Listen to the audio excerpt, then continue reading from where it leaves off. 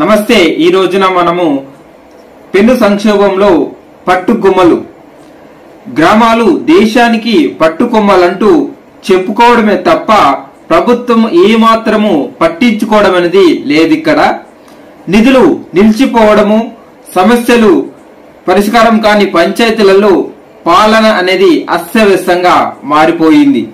ఎందుకంటే ఇక్కడ ప్రభుత్వము బిల్లులను మంజూరు చేస్తుంది అన్న ఉద్దేశంతో పారిశుద్ధ్యము, డ్రైనేజీల నిర్వహణ, అవసరమైన భవన నిర్మాణాల కోసము సొంత డబ్బులు ఖర్చు పెట్టిన సర్పంచులు బిల్లులు రాక అప్పుల ఊబిలో కూలికిపోయారు. రాష్ట్ర వ్యాప్తంగా ఉన్న 12,769 గ్రామ పంచాయతీలకు సర్పంచులుగా పనిచేసిన వారిలో సగమందికి పైగా అప్పులు, వడ్డీలు భారంగా మోస్తూ బిల్లుల కోసము ప్రభుత్వం కార్యాలయాల చుట్టూ తిరుగుతూ ఉన్నారు.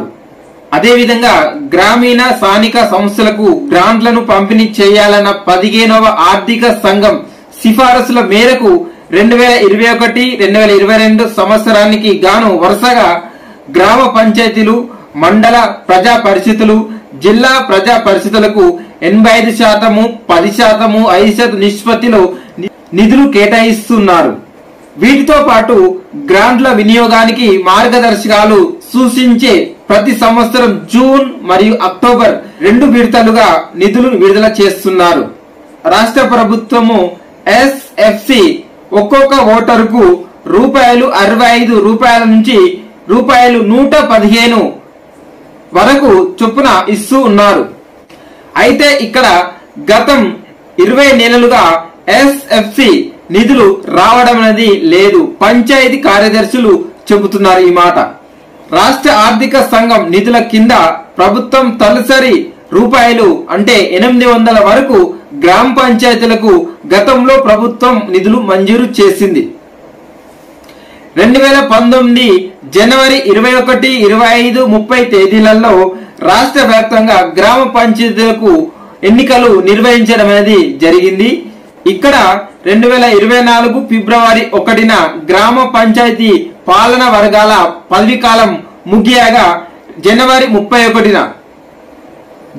31నే ప్రభుత్వము స్పెషల్ ఆఫీసర్లను నియమించి వారికి ఫిబ్రవరి 15న మార్గదర్శకాలను జారీ చేసింది.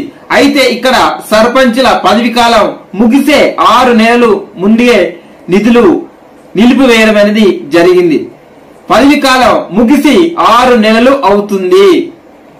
పంచాయతీలకు వివిధ గ్రాంట్ల రూపేణా రావాల్సిన సుమారు అంటే ₹1,514 కోట్లు మంజూరు కాకుండా నిలిచిపోయాయి.